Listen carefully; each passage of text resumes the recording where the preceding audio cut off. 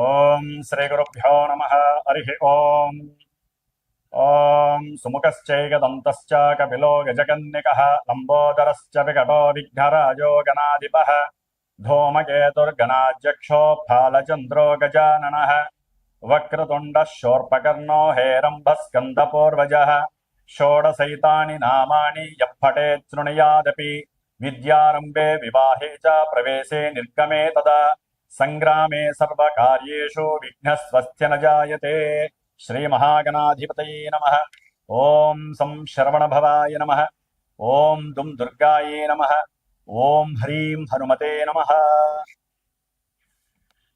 వీక్షిస్తున్నటువంటి ప్రేక్షకు మహాశయులందరికీ కూడా మరి ఈ 2026 సంవత్సరము ఫిబ్రవరి 23వ తేదీ నుండి మే 10వ తేదీ వరకు కూడా మేషరాశి పర్యంతము మీనరాశి వరకు కూడా పంచగ్రహ కూటమి చతుర్గ్రహ కూటములో నానా విధములైనటువంటి దోషాలని ప్రతి రాశి వారికి అట్లాగే వారి జన్మజాతకంలో ఉన్నటువంటి లగ్నానుసారము ఏ ఏ గ్రహాలు ఏ ఏ స్థానాలకి ఆధిపత్యం వహించి ఈ రాహువుతో మరియు శనితో కలిసినప్పుడు అంటే ఈ యొక్క 72 రోజుల్లో ఇటు రాహువుతో పాపగ్రహమైనటువంటి శనితో కలవటం ద్వారా ఈ 70 రోజులు కూడా చాలా విశేషమైనటువంటి ఇబ్బందులు కలిగే అవకాశాలు ఉంటాయి.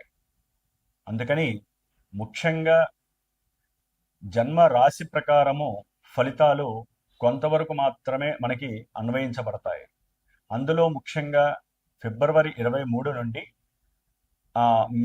ఏప్రిల్ 5వ తేదీ వరకు కూడా కుజుడు రాహుతో కలిసి ఎదురుకుండా ఉన్నటువంటి కేతువుతో దృష్టి కలిసి ఉండటం చేత కుజరాహు కేతువుల యొక్క సమ్మేళనం, అలాగే ఏప్రిల్ 6వ తేదీ నుండి మే 10వ తేదీ వరకు కూడా ఈ కుజుడు శని భగవానుడితో కలవటము, అది మీనరాశిలో.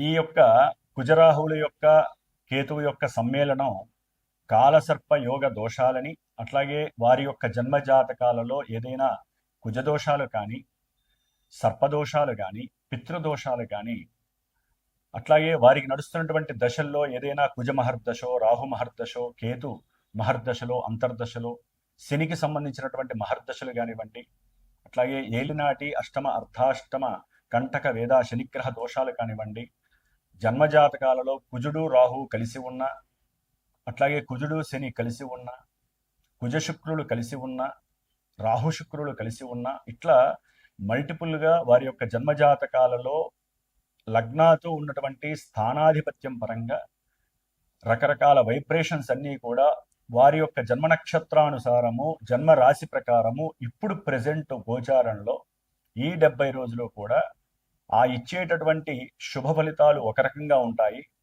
జాతకంలో కొంతమందికి వివాహ ఆలస్యాలు, లేకపోతే వివాహం అయిన తర్వాత ఎన్నో రకాలైనటువంటి కుటుంబ సమస్యలతో విడాకులు అవ్వటము, అట్లాగే సంతాన ప్రతిబంధక దోషాలు, గర్భ విచ్ఛిన్న దోషాలు, 1-4 సార్లు గర్భము విచ్ఛిన్నమవుతూ మానసికంగా ఇబ్బంది పడేటటువంటి వారు, అట్లాగే మనసు చంచలంగా ఉంటూ అసలు వారేం చేస్తున్నారో వారికే తెలియనటువంటి సందర్భానుచితంగా ఉండేటటువంటి ఎన్నో ఇబ్బందులకరమైనటువంటి పరిస్థితులు కానివ్వండి, అట్లాగే ఎప్పుడు చూసినా సరే వాహనాలకు సంబంధించినటువంటి దోషాలు, అది ప్రయాణాలలో ఆటంకాలు కావచ్చు, లేకపోతే 1-4 సార్లు వాయిదాలు పడవచ్చు ముఖ్యమైనటువంటి పనుల యందు, లేకపోతే ప్రయాణాలలో ఎప్పుడు ప్రమాదాలు జరుగుతూ వారికి ఉన్నటువంటి 2 వీలర్ కావచ్చు 4 వీలర్ కావచ్చు ఎప్పుడూ కూడా ఆ యొక్క రిపేర్లు చేస్తూ వారి యొక్క ధనమంతా ఖర్చు అవుతున్నటువంటి వారు, అట్లాగే అన్నదమ్ములతో విపరీతమైనటువంటి అంటే కుటుంబంలో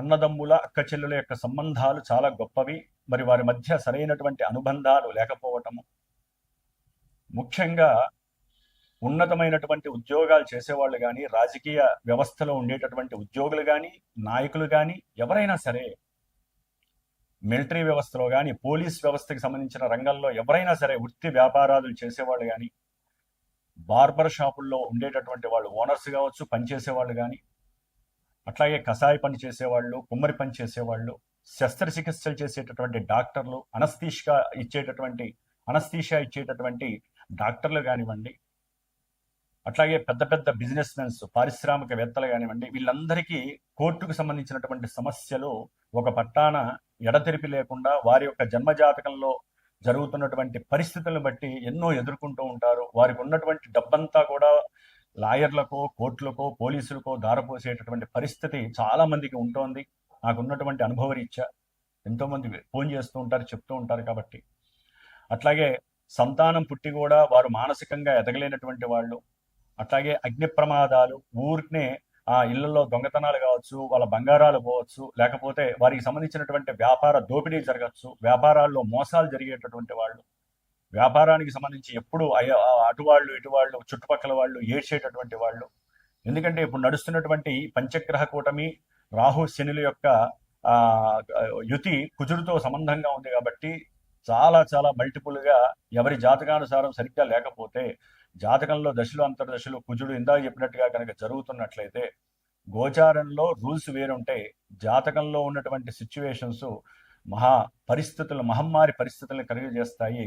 ఎన్నో రకాలైనటువంటి విపరీత అనారోగ్య, దీర్ఘకాలిక అనారోగ్య సమస్యల పరంగా అనుకోకుండానే ఆపరేషన్స్కి వెళ్ళే పరిస్థితులు ఉంటాయి. ఒక్కోసారి ఆపరేషన్స్లో వికటించి ప్రాణాలు పోయే పరిస్థితులు ఉంటాయి.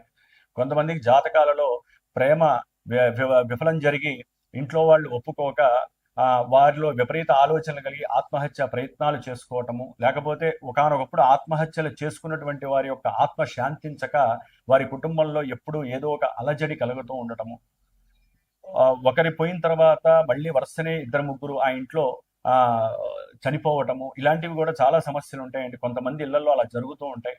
కాబట్టి ఇవన్నీ కూడా జన్మతః వారు చేసుకున్నటువంటి కర్మానుసారంలో ఇప్పుడు నడుస్తున్న దశలు అంతర్దశలు ఎక్కడైనా కనుక యాక్టివేట్ అయితే, ఆ గ్రహాలు ఎక్కడన్నా కలిసి ఉన్నట్లయితే, ఆ సర్పదోష ప్రభావాలు కావచ్చు, కుజదోష ప్రభావాలు, శనిగ్రహ దోషాల ప్రభావాల వలన ఇప్పుడు గోచారంలో వారి యొక్క జన్మరాశి, వారి యొక్క జన్మ నక్షత్రానుసారము గ్రహాలు సంచరించేటటువంటి మూమెంట్ సరిగ్గా లేదు. కాబట్టి ప్రతి ఒక్క రాశివారు జాగ్రత్తగా వినండి, గమనించండి.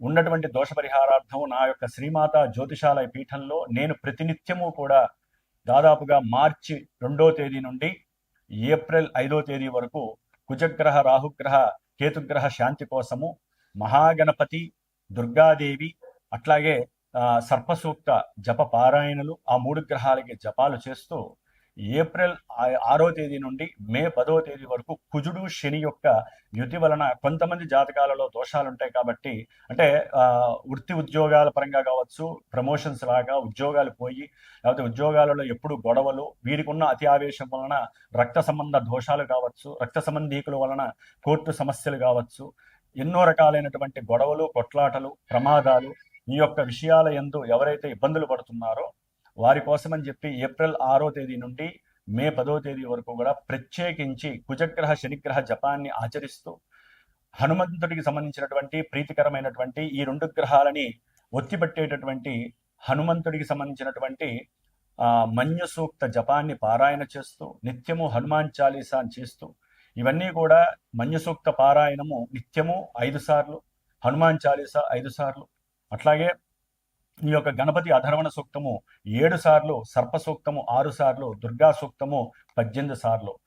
ఈ యొక్క 70 రోజుల కాలము కూడా నేను ప్రత్యేకించి, ఎందుకంటే జాతకాలలో ఉన్నటువంటి దోషాలు పోగొట్టుకోవడానికి ప్రత్యేకించి విపరీతమైనటువంటి ధనము ఖర్చు అయ్యేటటువంటి సందర్భాలు ఇప్పుడున్న కాలమాన పరిస్థితుల్లో ఉన్నాయి.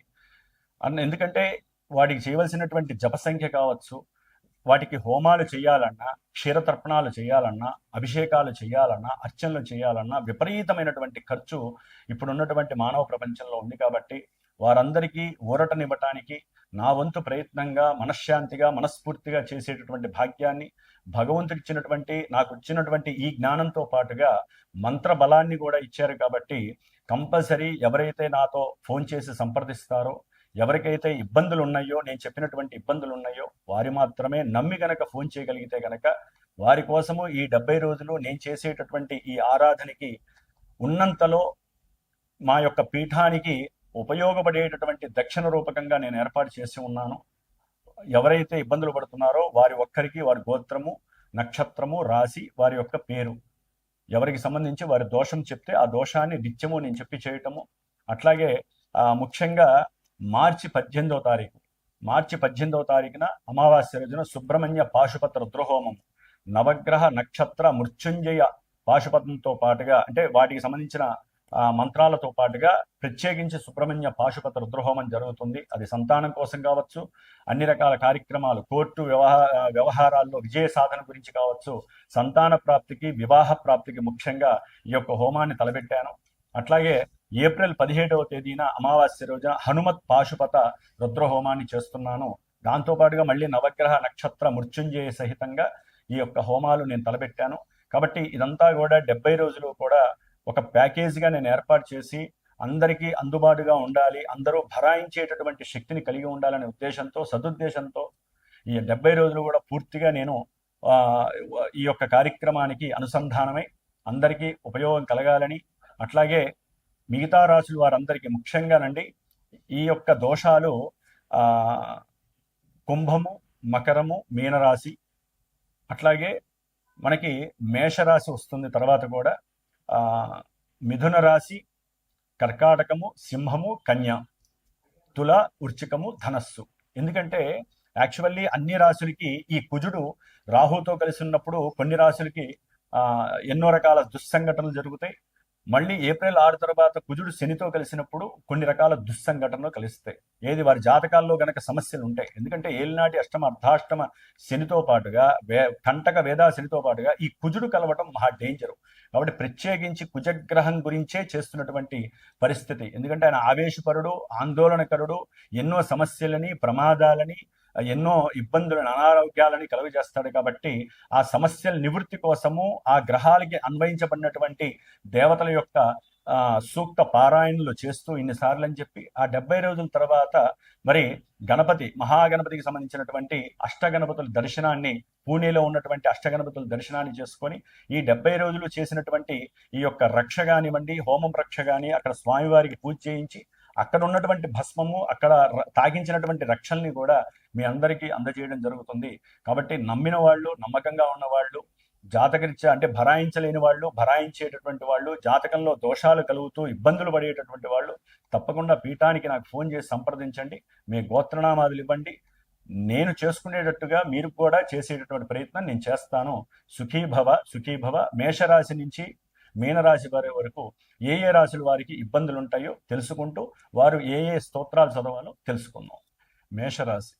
మేషరాశి వారికి ఈ ఫిబ్రవరి 23వ తేదీ నుండి ఏప్రిల్ 5వ తేదీ వరకు కూడా పంచగ్రహ కూటమి, అనగా కుంభరాశిలో ఉన్నటువంటి కుజుడు, రాహువు, రవి, అలాగే బుధ, శుక్రుడు, ఈ పంచగ్రహ కూటమి 23 నుంచి మార్చి 1వ తేదీ వరకు మాత్రమే పంచగ్రహ కూటమి అనేది జరుగుతుంది. అప్పటి వరకు వీరికి కొన్ని విషయాల యందు లాభ పరిస్థితులు కనిపిస్తున్నాయి.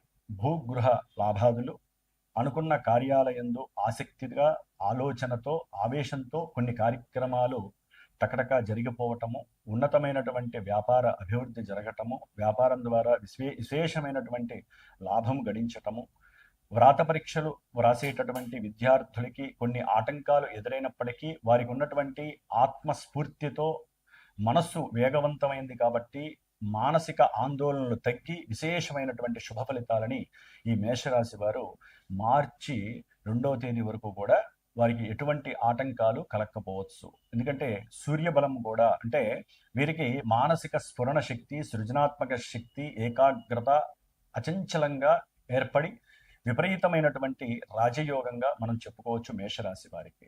అట్లాగే లక్ష్మీ కటాక్షము కూడా విపరీతంగా కలుగుతుంది. వ్యాపారపరమైనటువంటి, వృత్తిపరంగా వీరికి అనుకున్నదే తరువుగా చక్కగా పెన్షన్స్ కానీ, కొంతమందికి గవర్నమెంట్ పెన్షన్స్ కానివ్వండి, లేకపోతే వ్యాపారంలో రావాల్సిన బాకీలు రావటం కానివ్వండి, వేరే వాళ్ళ యొక్క బంధువుల సహాయ సహకారాల ద్వారా వ్యాపారంలో పెట్టుబడులకి కొంతవరకు వీరికి ముందుకు తీసుకెళ్లేటటువంటి పరిస్థితులన్నీ కూడా మార్చి 2 వరకు చక్కగా కనిపిస్తున్నాయి. అయితే మార్చి 2 తర్వాత ఈ గ్రహాలు ఒక్కొక్కటి, బుధుడు అంటే శుక్రుడు వెళ్ళిపోవటము, మార్చి 13 తర్వాత సూర్య భగవానుడు శనితో కలవటము, అట్లాగే బుధుడు ఉన్నప్పటికీ కాస్త వక్రించి ఉండటం ద్వారా ఇక్కడ శక్తి అంతా కూడా ఏప్రిల్ 5వ తేదీ వరకు కూడా మనకి కుజరాహువుల యొక్క శక్తి నడుస్తూ ఉంటుంది. మేషరాశి వారికి 5లో ఉన్నటువంటి కేతువు. ఈ కుజరాహువులు లాభంలో ఉన్నప్పటికీ, లాభాలు కలుగుతున్నప్పటికీ, వీరి యొక్క జన్మ జాతకంలో ఏదైనా లగ్నము అంటే చాలా మందికి తెలియట్లేదు, మాది నా నక్షత్రం ఇది, రాశిది, ఇదే జాతకం అనుకుంటున్నారు. ఇది జాతకం కాదు. చంద్రుడి యొక్క స్థితిని మాత్రమే చెప్పగలిగేది గోచార ప్రిడిక్షన్స్. మనకంటూ పుట్టినప్పుడు గ్రహాలు ఒక స్క్రీన్ షాట్ చేస్తాయి. దాన్ని మనం లగ్నము అంటారు. అక్కడ ఒక లగ్నం ఉంటుంది సూర్యోదయాన్ని బట్టి. ఆ లగ్నాన్ని బట్టి సపోజ్ ఈ కుజగ్రహము కనుక ఏ చతుర్థాధిపతియో అయితే గనక వారికి చక్కగా భూగృహ లాభాలు కలగటానికి అవకాశం ఉంటుంది. అదే గనక ఆయన షష్ఠాధిపతి అయి లాభంలో ఉంటే వారికి ఉన్నటువంటి కొన్ని రోగాలు తొలగిపోయే అవకాశం ఉంటుంది. అదే కనుక కర్కాటక లగ్నము, అట్లాగే వృశ్చిక లగ్నము, కన్యా లగ్నము, ఇట్లా కొన్ని లగ్నాల వారికి ఈ కుజుడు కాస్త ఇబ్బందికరమైనటువంటి స్థానాధిపత్యం పట్టడం వల్ల రాహుతో కలవడం ద్వారా సంతాన విభేదాలు, సంతానపరమైన నష్టాలు, గర్భవిచ్ఛిన్న దోషాలు కలగచ్చు.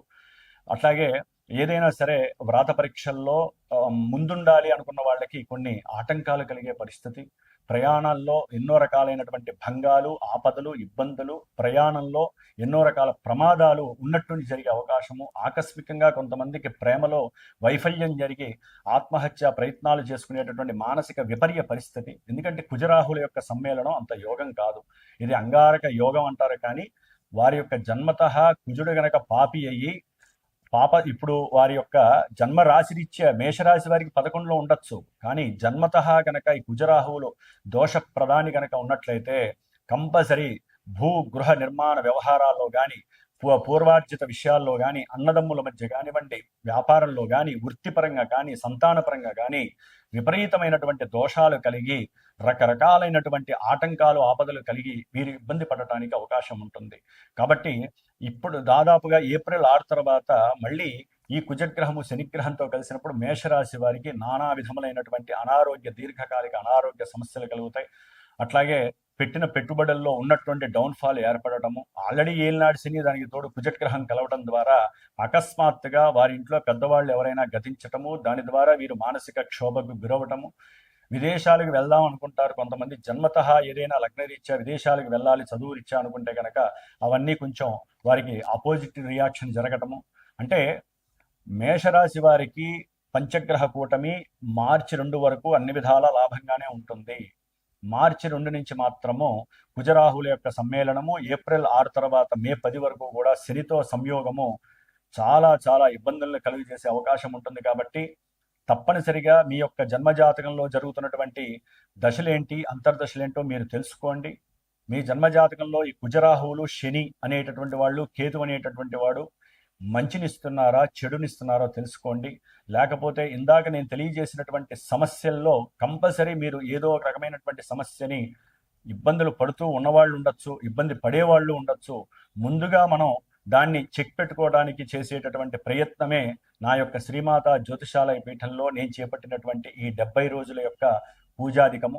కాబట్టి ఈ హోమాలలో కానివ్వండి, ఈ పూజలో కానివ్వండి పాల్గొనేటటువంటి వాళ్ళు, అంటే ప్రస్తుత పరిస్థితుల్లో ఆర్థికంగా బాగా ఎక్కువగా కాలమానంలో దక్షిణ అనేటటువంటి విపరీతంగా పెరిగిపోయింది. కాబట్టి వచ్చినటువంటి ఈ సందర్భాన్ని నేను 10 మందికి ఉపయోగించాలి, వినియోగించాలనే సదుద్దేశంతో ఈ కార్యక్రమాన్ని తలపెట్టాను.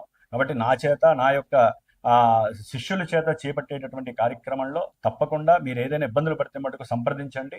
నా వంతుగా నేను మీకు ఆ సహాయాన్ని చేసి మేషరాశికి విశేషమైనటువంటి ఫలితాలు, వారి జన్మతః ఉన్నటువంటి దశ అంతర్దశలు శాంతించేటటువంటి ఉపాయము గణపతి, దుర్గా, సుబ్రహ్మణ్యేశ్వరుడు, హనుమంతుల వారు మాత్రమే ఈ యొక్క 70 రోజులు వారికి అందజేసేటటువంటి పరిస్థితి.